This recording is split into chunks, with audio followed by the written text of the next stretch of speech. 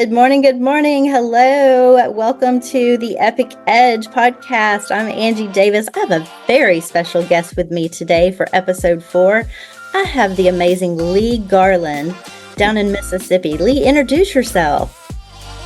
Oh, you want me to introduce myself? Okay. Yeah. This is, how long have we got today? 30 minutes, an hour, 2 hours?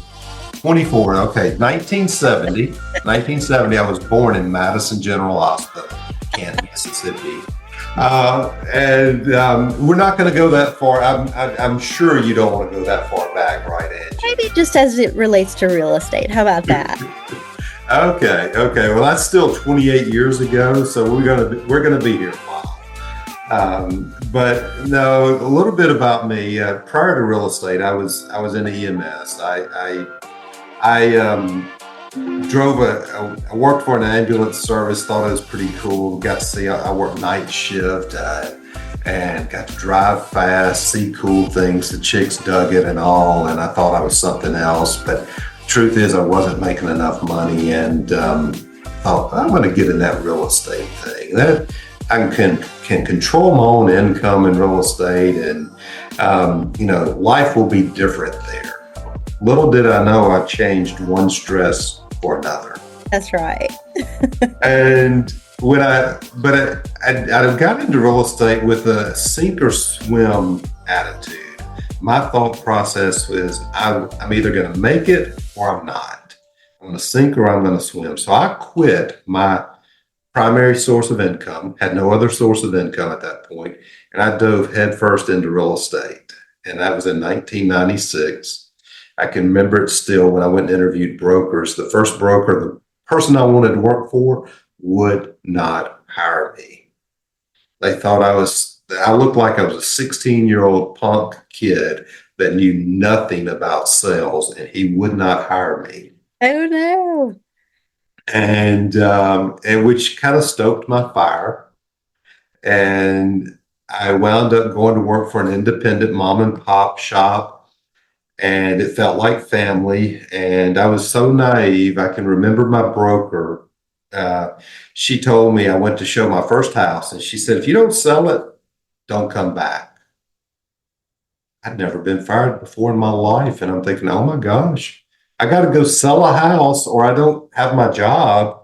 Wow. So I went out and sold the house for $1,000 more than it was listed for back in 1996. So that was the start of my career. And I ran around with that at the end of the first year, I was in the top 3% of the agents in the market. And 1998, I became a sales manager for a Century 21 and was doing pretty well. I actually started my team in 1998, hired my first buyer's agent when that was not even a thing back then. For sure. And I did that, started getting my weekends back. I thought, hey, this is pretty cool. Somebody else is showing houses and I'm out fishing on the boat. And that first taste of leverage is a great thing. And leverage is amazing. And so I did that for a little while, and I was a favorite within the company I worked for. I was one of their top agents, and somewhere along 2003, I had a small group of people praying for me because I needed it. But I thought there was more to what I was doing, and that group started praying for me. In 2004, I actually thought I was going to open up a KW. Matter of fact, went to Austin, went through some training, and right before I signed the paperwork to make it all official, God closed that door and opened up another door, and I wound up opening up a RE/MAX. Wow. And I opened that RE/MAX up. At the end of the first year, I had 3 offices. I was 672% larger than the average first year RE/MAX. Became number 1 in our market for an office, starting from scratch. And, we were selling 1,000, 1,100, 1,200 homes a year at my RE/MAX. And life was good. Never imagined going anywhere else. My team was doing good. My brokerage was doing good. And started, involved with a bunch of NAR and MAR stuff, and the life was good. And somebody came and approached me one day about a different opportunity, and I'm like, I'll look at that. I didn't think I was recruitable, but I said, I'll look at that. Long story short, fast forward to today, 11,000 transactions later, lots and lots of mistakes later. I'm at Epique Realty, and I've got agents in 17 states, partner agents in 17 states. And, I peaked on my team size. My best year ever from team wise was 554 transactions, and became a real estate coach. I've helped a lot of people go from 200, 250 transactions a year to over 500. And I know a handful of people you coach. So, full caveat as I'm saying this, isn't it fun whenever you coach someone and they grow their business bigger than yours? I will tell you, I used to have a goal of doing 1,000 transactions a year personally, or as my team. And my goal is no longer that. That was just, it seemed like the next logical step. And my goal now is to have input into a number of agents who do over 10,000 transactions a year collectively. I love helping people. It's fun. It's different. And of course, I've got some history in the business, and I've made some good investments over the years. And so my focus now is more about building people instead of just selling real estate. For sure. It's a privilege to be in this position, I guess you would say. Absolutely. Absolutely. So your team you're in just outside Jackson, Mississippi. You cover all of Mississippi. And how many team members are you at now? So my team is relatively small right now. It's nine team members. And, we still sell real estate. My wife, Amy, and I both, we still occasionally will sell real estate. So if you're looking to move to the Jackson metro area of Mississippi, the Mississippi Gulf Coast, I'm your guy still. That was where I was going with that plug, was to give you a call if they need to move or sell in that area. Yeah, I'm still your guy there. But my focus is not to do as many transactions as I can anymore. It's to do quality transactions and help other people build their own businesses. Yeah, that's kind of cool. And honestly, that the passion that comes with that gets you out of bed in the morning and makes you want to go to work, when honestly, you don't have to work every day now. You're in that place where, I think it was Gary Keller that said, like, the highest form of energy is contribution. When you get to that point to where you can contribute back to others. I think what I didn't hear him saying that was just how gratifying that can be, to be able to pour into others and to contribute back versus chasing a paycheck, right? Making it from one day to the next. Definitely. And let me ask you something. With all of your experience, what do you think the keys are? I mean, you've coached a lot of agents, you've had a lot of agents on your team and done real estate for a number of years now. What do you think the top keys to an agent's success are? Oh boy, that's it. I could go for an hour on this, but if I had to pick the top keys, one is live by your calendar. If you don't have a structure, if you don't have a perfect daily schedule, as some coaches call it, if you're not putting your three big rocks in and working on those first every day, you're going to miss out on the actual most productive part of the day. So live by your calendars is one. Two, consistency, which ties back to your calendar. Sure. Being consistent in everything you do. You can be motivated for a little while, but once you create a habit, a daily habit, and you're consistent in that habit, even on the days you're not motivated, you're still completing that habit, which makes you productive. And the consistency ties into your daily habits as well as your marketing, as well as your follow-up. It ties into everything. So calendar, consistency, and third and not last, not as last but not least, the people you hang around. Mm. You need to be around people who are thinking bigger and better things than you are. And because a lot of us have heard your net worth is only as good as your network. Right. For sure. And You look so around. If you're the smartest guy in the room or the top producer in the room, you're in the wrong room. you're in the wrong room. Absolutely.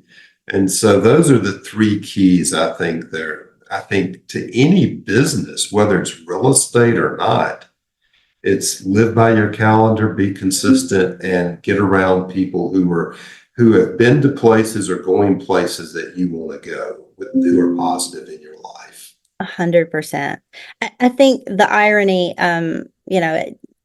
it's not, it doesn't escape me that, realtors get into this business for the freedom. Why'd you get into real estate? When you ask everybody, they're like, oh, the freedom to control my schedule, to eat when I want to eat and work when I want to work. They get into it for the freedom and the lack of structure. And yet the key to success is to have a structure in place. I mean, I guess the empowering part is you get to design what that looks like.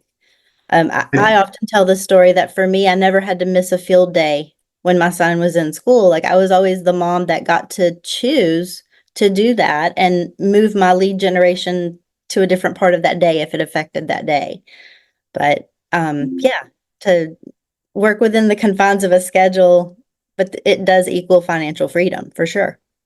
Yeah, a lot goes on with that. And yes, people do get in this business for the freedom of the schedule, but you've got to plug the work in somewhere.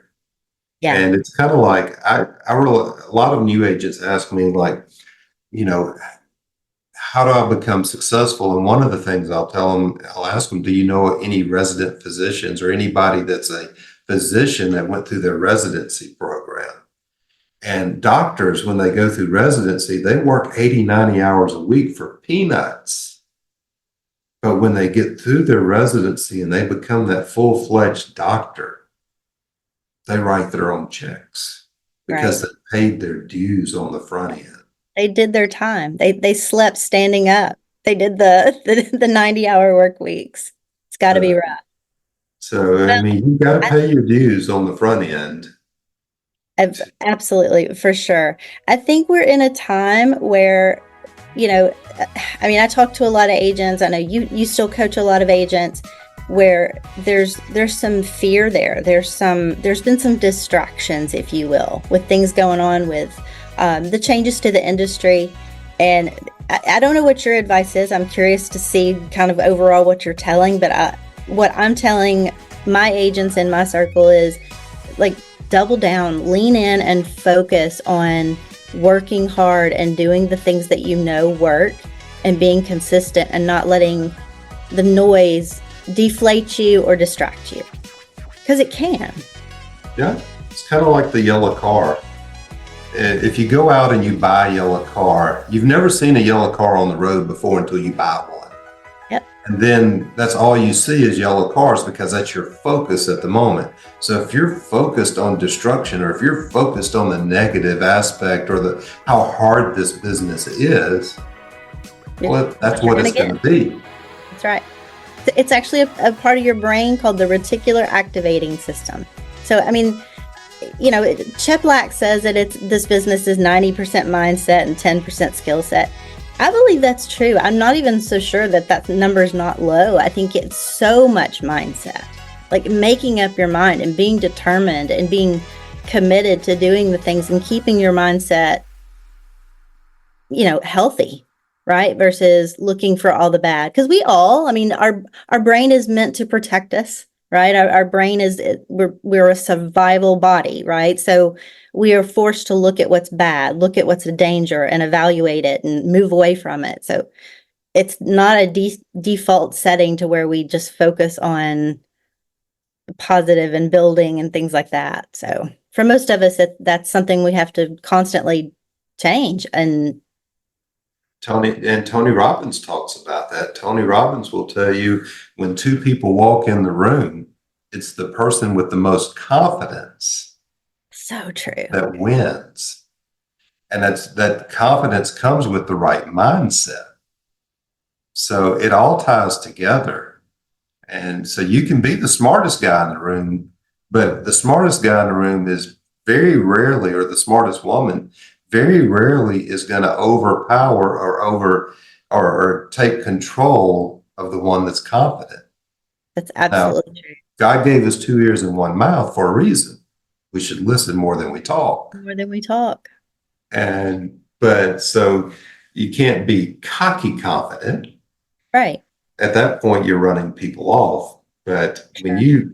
when you believe in yourself and you believe in what you're doing, people naturally just trust you. Believe in yourself, believe in what you're doing, and then having that, I'll add to that, having that servant's heart of wanting to help others. When you marry all of those together, I mean, the client at that point is yours to lose, because they're going to say yes, they're going to trust you. They're going to want to follow you because you've brought to them everything they need to make the right decision to do business with you. So true. A lot of my friends said I'd never make it in real estate, and they thought it was because I didn't like people. The truth is I was shy, but I had an incredibly hard work ethic. And as I was working with people, they trusted me. They trusted me very quickly because I wasn't pushing and selling. I was serving. Right. And so it's funny, my second year in the business, 70% of my business was referrals or from past clients or people I've touched that year prior. So that's strong. 70% referrals. That's not because I was the smartest real estate agent on the planet. It's because I served the people that I met, and they trusted me, and they told their friends about me. Yeah, makes sense. That what a key to success. What a pearl. I hope whoever's listening to this takes that and implements it into their life and their business right now, because that alone can change everything, regardless of the market. I mean, I went into real estate in 09 full time with the naivety. That was a great year. It's a great year to go into real estate. It's a great year to get into real estate. Congratulations. But I didn't know that everybody didn't call expireds and FSBOs. I didn't know that people didn't lead generate 3 and 4 hours a day. I didn't know that. I just didn't know. I had no idea to compare it to. So that determination and that work ethic and that willingness to just do whatever it takes. I mean, you can't stop someone who has that commitment level and that work ethic and that mindset. I don't care if you're shy. I don't care if you're ugly. I don't care if you have another job and you do real estate as something you're working into. Like, if you've got those things on board, you will be successful. Crazy.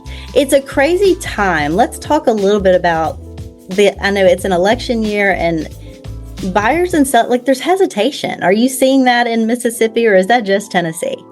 No, it's nationwide, and I hear this a lot. And I've been through a number of elections over the last 28 years, and it always makes me chuckle when I hear somebody say, "Oh, I'm going to wait till after the election before I do anything."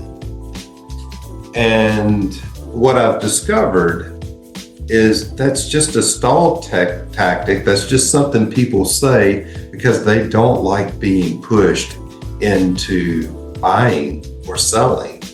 Because the truth is, it doesn't matter who the president of the United States is in most cases.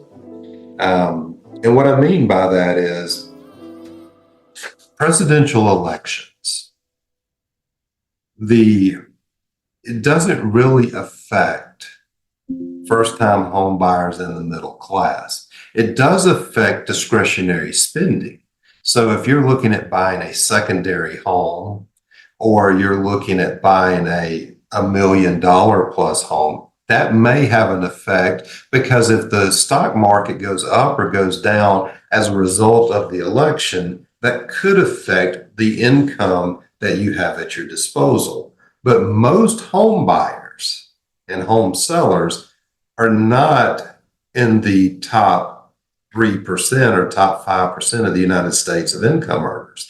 They're not affected as much by the stock market and what's going on with the presidential elections. And the truth is, it's not the president that runs this country. Yes, he or she is the head of the country, but it's Congress that passes the bills. Right. So when it's election time, unless you're in the top 5% of income earners, chances are the results of that election is not going to have a great impact on your ability to buy or sell. Right. Yeah, for sure. I mean, and I don't know what you're seeing down there. I assume the market's similar, but I mean, we're still seeing not just a little bit of appreciation. We're seeing tons of appreciation in our market. We're seeing like fewer homes sell, but not really a lot fewer. The market's down as far as units sold, but the appreciation's happening. So that's just a equity that people are missing out on by waiting, even in 3 or 4 months. Interesting number that I was looking at yesterday. Appreciation is happening. There's not much depreciation going on across the nation. There are some markets that are slower, and there's some markets that are not selling for over list price like they were at one point. But the projected appreciation for this year and the rest of this year and next year is very minor. It's still appreciating, but it's minor. But if you look at appreciation projected for 26 and 27, it's significantly more. So think about this. All of these people waiting on interest rates to go back to, which they'll probably never do, 2 and 3%, 4%. They're waiting on this, and yet in 26 and 27, they're expecting a significant increase in appreciation. Even if the rate gets lower, you can't buy more house because it will have appreciated so much. So why not buy now, let the house you buy appreciate, then sell it and take that equity out and move it over into your next home. Absolutely. That's what I tell my people. A person with equity has options. Somebody asked me about a new construction home the other day that they went in, they didn't like it. I won't say the name of the new construction company. They're a huge national builder, but they didn't love everything they saw about the home. And I'm like, yep, I get it. But they've got a great interest rate. They've got good incentives. You got to buy something, buy that. Park there for 3 or 4 years. You've got equity. And with that equity, you've got the option to go buy the house that you want, that you really want to be in. Or you could go pay $1,800, $2,000 a month in rent and pay somebody else's house off. Yeah. I mean, you're always paying a mortgage, just not your own, right? If you're renting. And rent is crazy nowadays. I own rentals. I love the fact that rent is crazy nowadays. However, really, I mean, I've literally got 3-bedroom, 2-bath, 1,100 square foot units renting for $1,800 a month. Yeah, it's kind of crazy. And you could own that same house for $1,400. Right. It just doesn't make any sense. Doesn't make any sense to me. But yeah, I think the biggest thing is don't let the election, the interest rates. I mean, people are so, and realtors do the same thing. It's like we're comparing this market to that. We're comparing the interest rates now to the 2.5%. By the way, when the interest rates are 2.5%, it's a bad sign of our economy. That's why they're that low. Like, the economy is not doing so good. We don't want them at 2.5%. We've got to. Over the last 50 years, you know what the average rate is? Yeah, like 6. Over the last 50 years, 7%. Right at 7%. we're under that now. So Yeah. like buy the house. My goodness. You know, it's kind of like having kids.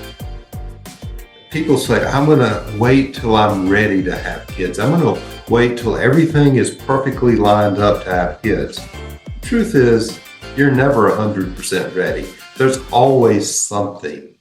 Always. Always something. So why delay your ability to build wealth, build equity in your own, and pay your own mortgage off instead of somebody else's? Why For sure. wait till the time is perfect for that and everything lines up? Why not start today? Yeah. Yeah, absolutely. For sure. What, all right, we'll wrap up with that. We've been with Epic now, not quite a year, but glad you made the switch to Epic. So I moved to Epic January 18th. And well, you know, everybody moves at their own pace. And I was a little nervous about it, but I saw opportunity. I was one of these, I've always been a person that believes in explore the opportunities that are presented to you. Doesn't mean you have to take it, just be open-minded. You Absolutely. never know what's out there until you've actually explored it. I will tell you, it's been the best move in my career. And I can't imagine anything else. Epic did everything. Epic, what was different with Epic than other companies, even when I owned my own independent mom and pop brokerage, is Epic provides the resources to the producing agents that they need every single day. And they don't charge an arm and a leg for it. Right. They let you be you. They provide you the resources you need, not some fluffy, shiny object that may or may not affect your business. And that is a game changer. And so I am thrilled. I looked at the opportunity. I'm ashamed of myself for giving Natalie such a hard time when she said, hey, what do you think about this? And I just laid into her like, are you crazy? And then I have to give credit to my wife, Amy. She said, you're not being very open-minded. And for somebody that is always looking for opportunity, you're blowing this out of proportion. And I'm like, you're right. And I listened. Yeah. And that listening has changed my life forever. Yeah, for sure. We were talking just a little bit ago. It's like I've moved my license for the last time. Like this company it's everything. It was everything that I was promised, and gosh, they just keep adding things that they're giving to agents. I think we're in a time right now in real estate where agents are looking at their value. I've said since the beginning of the year, it's the year of value. Like 2024, I don't think agents mind giving their 15 or 20% to their broker. It's what they get back for it. What am I getting for that? And honestly, most traditional brokerages, just because it's been the, I think, industry norm, is to just give them very little. They'll do some contracts training. The broker's there if you need help. I mean, and not to bash any other company. I'm not about that life, but I think agents are looking, going, wait a minute, for this 15%, I could get a lot of things with Epic that I'm currently not getting. And you know what's cool about that 15%? Is it's 15%, which is, a $15,000 cap your first year. But Epic rewards you for tenure. So in your second year, it's 14. Your third year, it's 13. All the way down to $10,000 a year. And they're helping you with your pain points. They're helping you with your signs. They're putting your signs up. They're providing the signs. They're taking your listing photos. They're giving you a billboard. And they're giving you a transaction coordinator. These are all things that make a difference in your day-to-day business. And on top of that, they reward you for being there. Yeah. I've never seen a brokerage reward you for loyalty of staying. I mean, we've come a long way from getting a gold watch when you've been on a job for 30 years to being in real estate to go, well, you got a plaque for being a top producer last year. It's like, what am I going to do with a plaque? Well, I can tell you because of Epique, I could buy my own gold watch. There you go. Hey, listen, I've been in your bandwidth and under your leadership, and I consider you a close friend, just almost family, for a couple of years now. I'm always inspired when we talk. I'm always energized when we talk. So I appreciate you. I want to take a moment to say that to you. I appreciate you and Amy both. Well, thank you so much. Are you saying that so that I don't share all of the well, we'll just leave it at that. We have a good time. We work hard and we play hard, don't we? We work hard, we play hard, and and I said it earlier. Hey, be around the people who you want to be, and we do, Angie. We have this amazing network of people that we're around that. Some of the people we hang around are 20 transactions a year. Right. Some of the people we hang around are 750 plus transactions a year. Yeah. A lot of the people we hang around are multiple business owners. They have multiple streams of income coming into their life. And all of the people we hang around are positive cheerleaders, collaborators that wants to see everybody do good. Yeah. And that's what I love about our network of people. Sure. Is that they're there to help each other and cheer each other along. And so we've got we all need that at every level of our business.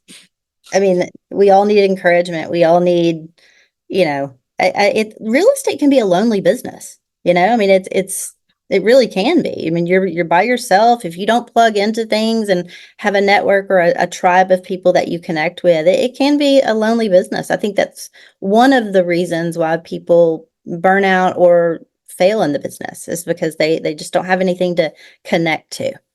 So there's value there. I appreciate you for it, for sure. And thanks for being on the podcast. You're the first guest on the podcast. Well, it can only get better from here then. Hey, listen, thanks for your time. Thanks for being on today. Congratulations on becoming a grandpa, by the way. That's Pop. Grandpa sounds old. So you're not old. We got to go with Pop. So thank you. Yeah. And I understand that the right hand there in your office, or the guy that makes a lot of the things happen there, he's a new dad. I think and I've seen pictures. The baby's adorable. He's precious. He's not really done much work for 2 days, which I think is the most significant part of Hayden's life change at this point, is that he's hit the pause button for a few days on business. So I don't know. We'll see how long he can go. Well, Angie, I'm a grandfather because of my 23-year-old. Didn't you tell me earlier you had a 23-year-old? 23. I don't want to be a grandmother. I don't want to be a Gigi to any, but I'll be a Gigi to other people's kids. I'm not ready to be that yet. All right. Well, I'm just saying that, you're getting close to that Gigi age. Well, and we're going to end this podcast at this. I'm messing with you. So I know you are. And hey, yeah, I'm well aware it could happen anytime. I'm just praying that it doesn't for a while. Hey, listen, like, subscribe, hit the follow button wherever you enjoy your favorite podcast. Definitely subscribe to the Epique Edge. Leave us a comment on what you'd like to see. If there's anybody you'd like us to interview, like Lee Garland, the great Lee Garland, we're happy to do so. And until next time, we'll see you. Thanks again, Lee. Bye. Have a good one.